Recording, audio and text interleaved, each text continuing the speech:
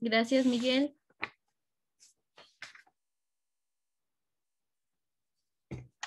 Gracias, Hervis. Gracias, Jonathan.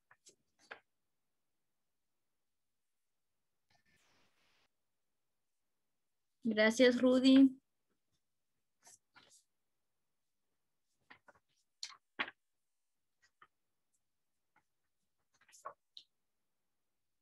Muy bien, vamos a iniciar entonces con nuestra clase del día de hoy. Gracias, Eric, también. Muy bien, vamos a dar inicio con nuestra clase del día de hoy. Les quiero dar la bienvenida a nuestra clase número 2, en la que en esta semana vamos a estar trabajando la guía número 3. Es muy importante que también, a pesar de la situación que estamos enfrentando, ustedes sigan con el ánimo y con las ganas de seguir estudiando. Y quiero iniciar nuestra clase dándole gracias a Dios porque Él nos permite poder interactuar a través de estos medios digitales y que también permite que ustedes puedan seguir aprendiendo a través de esta modalidad virtual y que el aprendizaje de ustedes tampoco se quede estancado. Y para los que descargaron su guía número 3 y ya tuvieron la oportunidad de leerla, se pudieron dar cuenta de que la actividad que vamos a realizar durante esta semana es un mapa cognitivo tipo SOL que van a realizar en su cuaderno. Y lo van a realizar sobre los factores sociales que influyen en la comunicación, que es el tema que vamos a trabajar el día de hoy. Un mapa cognitivo tipo SOL creo que ya lo hemos trabajado y como su nombre lo indica, tiene la forma de un sol, ¿verdad? En el centro pues va el título de nuestro tema, que en este caso sería factores sociales que influyen en la comunicación, y acá pues algunas ideas centrales o ideas principales y secundarias que nos puedan dar una idea del tema. Cuando hacemos algún tipo de organizador gráfico es importante tener en cuenta que al momento de realizarlo cualquier persona puede entender el tema que nosotros tratamos. La finalidad es que si yo vengo y leo el mapa de alguien, yo pueda comprender el tema que se está trabajando o que fue desarrollado, sin necesidad, ¿verdad?, de tener toda una 3 o 2 páginas de puro contenido, sino que a través de esto ustedes puedan dar a entender un tema. También pueden agregar imágenes o dibujos, eso queda totalmente a creatividad de ustedes. Y vamos a iniciar con algunos factores sociales que influyen en nuestra comunicación. Y como ya hemos hablado, el ser humano es un ser sociable y siempre se está comunicando. Entonces, la comunicación también influye y también implica varios factores que forman parte de la sociedad que pueden, que se ven marcados en este proceso, ¿verdad? Y sabemos que la comunicación implica esa transmisión o ese envío de información o de los mensajes, y es el tipo de intercambio, ya sea de sentimientos, opiniones o cualquier otro tipo de información. Puede ser mediante el habla, puede ser mediante la escritura o puede ser mediante otro tipo de señales, ¿verdad? Ahí influye mucho el lenguaje que nosotros vayamos a utilizar, si va a ser verbal, no verbal. También tenemos que es necesario tomar en cuenta toda una serie de elementos que, sin ser aspectos directamente involucrados en dicho proceso, lo afectan de una manera u otra. Son tenidos en cuenta y bien manejados. Facilitan la comunicación cuando esto ocurre y puede convertirse en barreras o sea un obstáculo que dificulta la misma. Cuando nosotros realicemos el proceso comunicativo, ya sea cuando hablamos con nuestros amigos, con nuestra familia, con nuestros compañeros, o inclusive como lo que nos comentaba Miguel al inicio. Ahora, si ustedes van a guiar a un grupo de turistas, tienen que tener un proceso comunicativo bastante eficiente y que sea bastante claro para que las demás personas les puedan comprender. Y acá es donde van a entrar en cuenta esos factores que ustedes deben tener en cuenta al momento de querer comunicar o de querer enviar un mensaje. Porque si tomamos en cuenta cada uno de estos factores, los anotamos y los tomamos en cuenta a la hora de redactar nuestro mensaje, vamos a facilitar el proceso de comunicación y el proceso de comprensión de los receptores que van a recibir nuestro mensaje. Y acá tenemos algunos de los factores sociales. Uno de ellos es el repertorio. El repertorio se refiere a todos los conocimientos, las experiencias, las habilidades, los hábitos que van a componer nuestro mensaje o la información que queremos transmitir. y nos dice que si la diferencia entre los repertorios de los que se interrelacionan es muy grande, la comunicación va a representar muchísima dificultad. Es decir, que si yo voy a hablar, por ejemplo, de un tema, pero las personas a las que yo se los voy a hablar no tienen conocimiento de esto, entonces el repertorio de conocimientos que se tiene, pues es es grande, el abismo que hay entre ellos no tiene relación, entonces no me van a comprender. Es como que yo les venga a hablar ahorita de teorías del aprendizaje o teorías de enseñanza. Tal vez ustedes van a ver términos que no me van a entender, no me van a comprender de la manera correcta, porque el ámbito de ustedes, pues es turismo y es otro ámbito totalmente diferente. Eso tenemos que tener nosotros en cuenta. También están las motivaciones. Al hablar de las motivaciones se hace referencia a todo aquello que incita al individuo a actuar para satisfacer una necesidad. Es un hecho que los sujetos se involucran en una comunicación motivados por motivaciones sea indirectas o directas. Cuando nosotros realizamos algún tipo de presentación o de exposición, es importante que nosotros motivemos a las personas, ¿verdad? A que nos quieran escuchar, a que también se interesen un poco más por nuestro mensaje, por el tema del que nosotros nos estamos refiriendo. Y al tener a nuestros receptores motivados, va a hacer que ellos comprendan, que coloquen toda su atención en nuestro tema o el mensaje que nosotros deseamos transmitir. También tenemos la experiencia previa. Y nos dice que este factor está relacionado con el efecto de que mensajes anteriores tienen sobre el sujeto. En el proceso comunicativo, los que participan comparan constantemente la información que están recibiendo con la que poseían anteriormente y producto de esa confrontación reaccionan consecuencialmente. Es decir, que siempre a veces nosotros tenemos experiencias previas y vamos a ir comparando esas experiencias previas con los nuevos conocimientos que estamos adquiriendo. Por ejemplo, si nosotros ya sabemos un poquito sobre los lugares turísticos de Guatemala, ya tenemos la idea, ya manejamos cierto tipo de información o tal vez ya tuvimos la oportunidad de ir a conocerlos y de poder experimentar en físico, en presencial, esos lugares y alguien viene y nos cuenta pues esas experiencias previas y tal vez nos muestra imágenes y fotos del lugar y nosotros ya tuvimos la experiencia de estar ahí, pues eso va a hacer que nosotros enlacemos ese tipo de conocimientos y que también nos ayuden a comparar, ¿verdad? Si es así o si no es así lo que la persona está diciendo.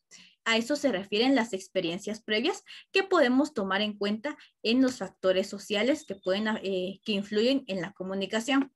También tenemos las convicciones.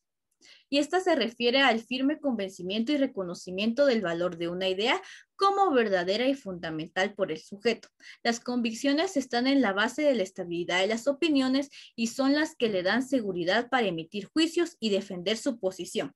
Las convicciones se dan más que todo cuando alguien tiene una idea y es alguien muy cuadrado en su idea o en su pensamiento, que no va a aceptar que alguien más influya en esa idea y pueda cambiarle, pues, lo pueda persuadir o pueda cambiar su opinión, sino que pues está en su posición, va a defender su idea y va a defender también el pensamiento que se tiene. Y por supuesto que las convicciones pueden ser de diferentes tipos, pueden ser político-ideológicas, pueden ser religiosas, pueden ser morales, pueden ser culturales, pueden ser científicas, pueden ser sociales, etc. En todas ellas puede darse puntos de contacto y acercamiento o de discrepancia y alejamiento. Si nosotros tenemos una convicción que enlaza con los demás, pues ahí está todo totalmente eh, perfecto porque hay un acercamiento, porque tenemos cosas en común.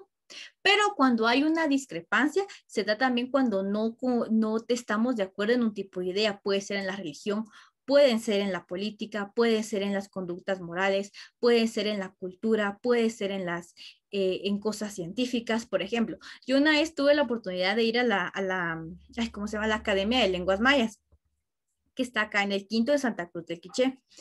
Y fuimos con un grupo de becadas, porque yo era becada en ese entonces, y entonces al llegar, pues nos dieron todo el ingreso y toda la información en idioma quiché. Resulta que solo habíamos dos que no hablábamos y no entendíamos para nada de ese idioma. Y las demás compañeras, pues ellas comprendían el tema, entonces a ellas les encantó y ellas estaban contentas porque ellos tenían pues esa unión cultural, que manejaban el mismo idioma. Pues a mí me tuvieron que traducir otras compañeras porque yo no entendía, a mí me parecía interesante lo que miraba, las cosas que tienen ahí, pero yo no entendía cuando la persona que nos estaba explicando nos daba ciertos datos, ¿verdad? Yo solo le escuchaba hablar, pero yo no entendía hasta que una compañera se acercó a mí y me dijo que ella me podía ir diciendo más o menos lo que estaban hablando. Ahí fue donde se dio esa discrepancia entre las dos compañeras que no hablábamos el idioma y las demás, ¿verdad? Que sí conocían el idioma, eran parte de la cultura, pertenecían a esa cultura y pues hubo un acercamiento y ellas comprendieron todo, ellas no se quejaron en todo el recorrido, estuvo para ellas muy claro, pero a las que no hablábamos ese idioma, pues nos costó poder comprenderlo, ¿verdad? Entonces, esas convicciones las debemos de tener en cuenta. ¿En qué idioma vamos a hablar? Si las palabras que vamos a usar son las correctas. Y también tenemos aquí algunos prejuicios o estereotipos que se tienen dentro de la sociedad. Y tenemos que ambos aspectos están íntimamente relacionados. Número uno, los prejuicios constituyen ideas preconcebidas y muchas veces son inadecuadas sobre algo o alguien que posee una gran carga afectiva que permea la relación del sujeto con la realidad, deformándola de tal modo que el individuo filtra lo que se le rodea en la prisma de su prejuicio. Por lo general constituye generalizaciones desacertadas de hechos o de situaciones, ¿verdad? Algunos prejuicios pueden ser cuando algunas personas pueden estar en desacuerdo con cierta acción, ¿verdad? Y nos dice, ay, tiene prejuicios, y que existen también diferentes tipos de estos prejuicios. Pueden ser raciales, que son tal vez los más comunes, también pueden ser éticos. Y una de las características de estas es que muchas veces la realidad no corresponde con la idea preconcebida, ¿verdad? Con la idea que ellos tienen. Y el sujeto es como si no quisiera ver esta discrepancia.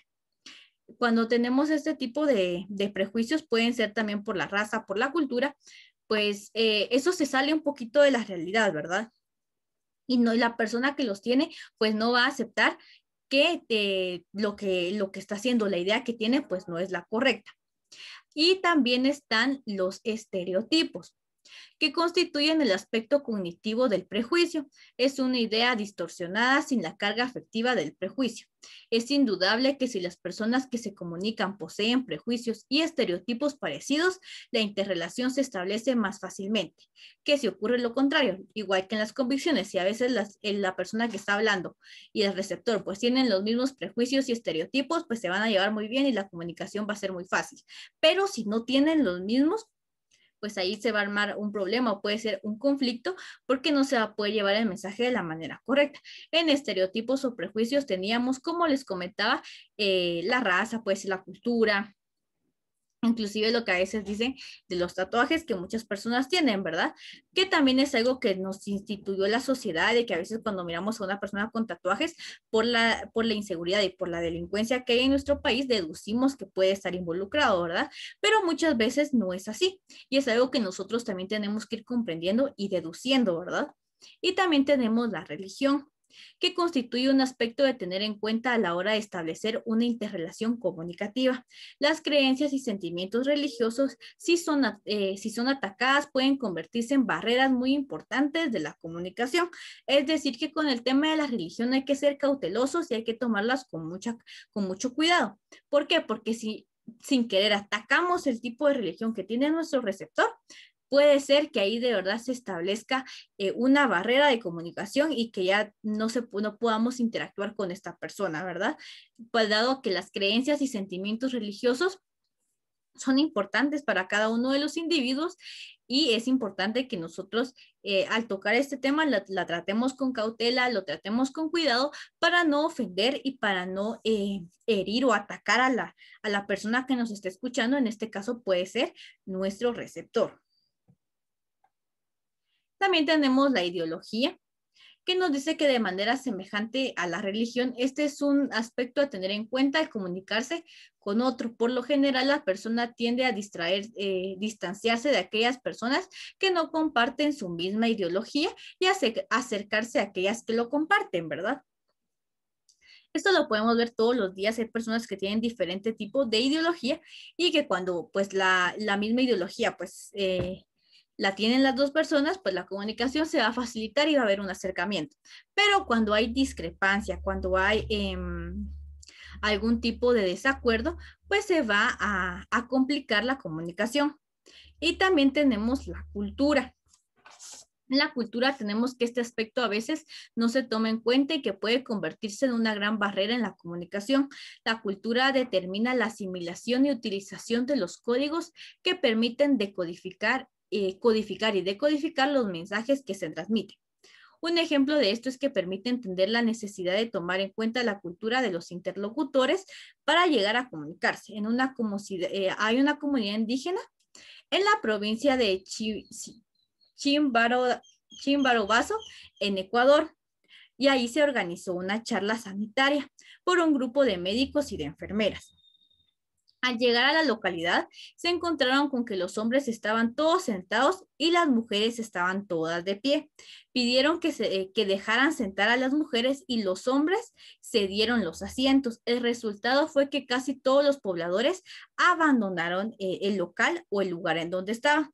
En este caso, los que orientaban la actividad no tomaron en cuenta que según la cultura de la comunidad, el hombre tiene la prerrogativa de sentarse en una reunión, mientras que la mujer tiene que permanecer de pie, e interpretaron la situación desde su cultura y esto provocó que en definitiva no pudieran establecer comunicación. Es decir, que cuando vamos nosotros a un lugar, tenemos que tener presente la cultura que se maneja en ese lugar, porque acá como vemos en el ejemplo, ahí ya era algo común, era algo que pertenecía a su cultura, el hecho de que los hombres se sentaban y las mujeres pues tenían que estar de pie. En nuestra cultura, pues tal vez se va a ver mal, ¿verdad? En el contexto en el que nosotros vivimos, pero en esta comunidad era algo que formaba parte. Y cuando pues, los organizadores les dijeron que se dieran los espacios, ellos lo tomaron como una ofensa, como una falta de respeto, y algunos pues se fueron y ahí sí ya no se pudo establecer comunicación. Entonces es importante que tomemos en cuenta la cultura, las tradiciones que se tienen en el lugar en donde nosotros vayamos a estar para que la comunicación se pueda dar de una forma eficiente. También están las normas y los valores. De manera similar, las normas y los valores que posean los participantes de un proceso comunicativo van a determinar ya sea la facilidad o la dificultad que tenga la comunicación en la medida que haya más coincidencia, o sea, que hayan más normas y valores que tenemos la mayoría, mejor se va a desarrollar dicho proceso. Y de lo contrario, si estamos tenemos desacuerdos en las normas y los valores, pues se puede generar una barrera de comunicación y que no va a permitir que nuestro mensaje llegue de la manera correcta. No sé si vamos bien hasta dónde vamos.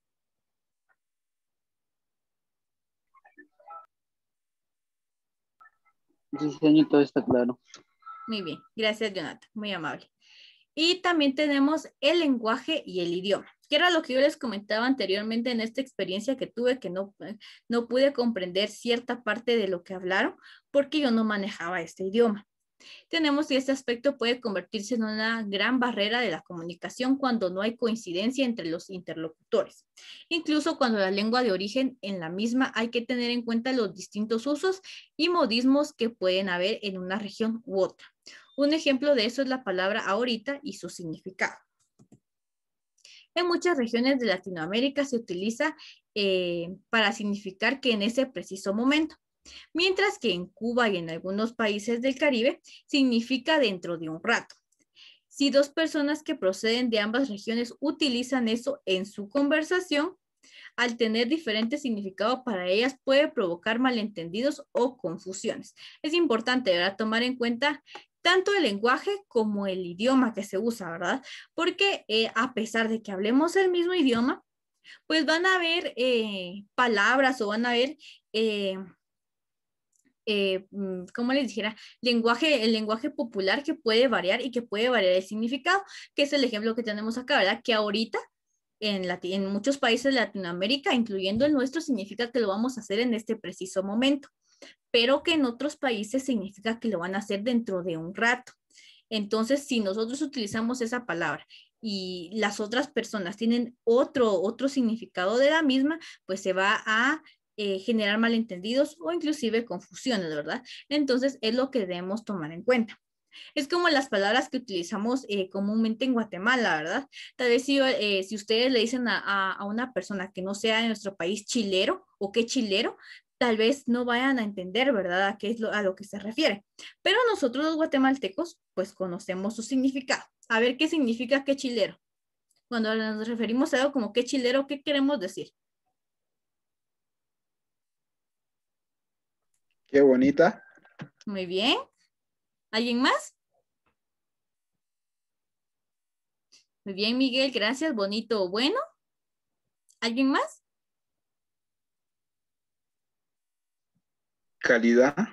Calidad también, muy bien, gracias. Sí, ¿verdad? Ahí nosotros ya sabemos qué se refiere, ¿verdad? Y sabemos que no es ningún tipo de ofensa o algo similar, sino que se refiere a que algo es bueno. En vez de decir qué bueno, pues decimos, ay, qué chilero, ¿verdad? Y lo utilizamos en nuestro lenguaje popular, pero algunas personas de otros países pueda que no lo comprendan. Inclusive hay palabras que se utilizan en ciertos municipios que a veces tienen diferente significado o puede que nosotros no los comprendamos de la mejor manera. Sí, eso sería el lenguaje coloquial para nosotros, ¿verdad? O el lenguaje popular que utilizamos, ¿verdad? Que ya forma parte también de nuestra cultura guatemalteca.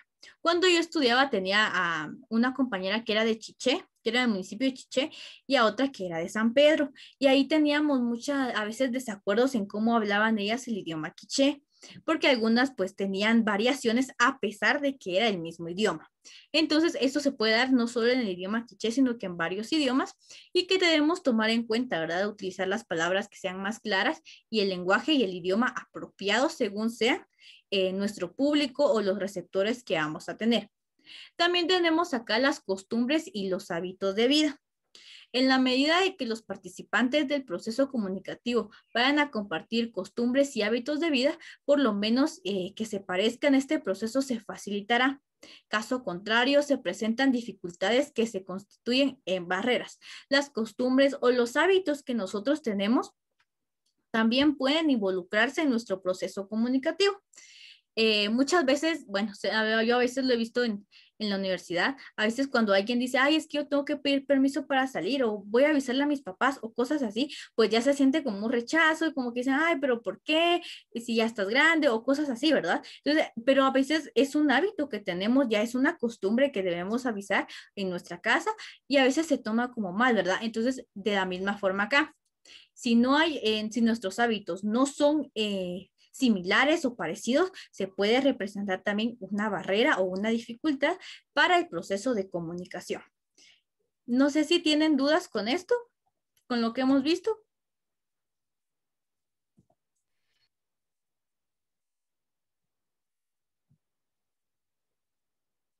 Gracias, Miguel. Miguel dice que no se tienen dudas. ¿Alguien más? ¿Alguien que tenga alguna duda o algún comentario? No, señor. Muy bien. Muy bien, gracias. Entonces, si no hay dudas con nuestro tema del día de hoy, les voy a dar las instrucciones para la guía número 4, que va a ser la siguiente semana. La actividad va a ser realizar un mapa mental y también va a ser realizar un resumen en su cuaderno. El resumen de la guía, del contenido de la guía, pues ustedes ya saben, ¿verdad? En un resumen, pues tiene que ir el contenido más que todo literal, pero ustedes van a subrayar aquellas partes que sean muy importantes y las van a copiar en su resumen. Referente a lo del mapa mental, pues yo creo que es algo que ya ustedes manejan, pues va a ser un organizador en donde van a colocar ustedes todas esas ideas principales, donde les pueden agregar imágenes o dibujos para poder irlo complementando. Eso va a ser para la siguiente semana. No sé si hay dudas. No sé, no hay ninguno. Muy bien. Entonces, si no tenemos dudas, con eso vamos a terminar nuestra clase del día de hoy. Es un gusto para mí haberlos saludado y voy a estar esperando su actividad para el día lunes y nos miramos en nuestra próxima clase. Que pasen feliz tarde. Feliz tarde, señor. Feliz tarde. Gracias.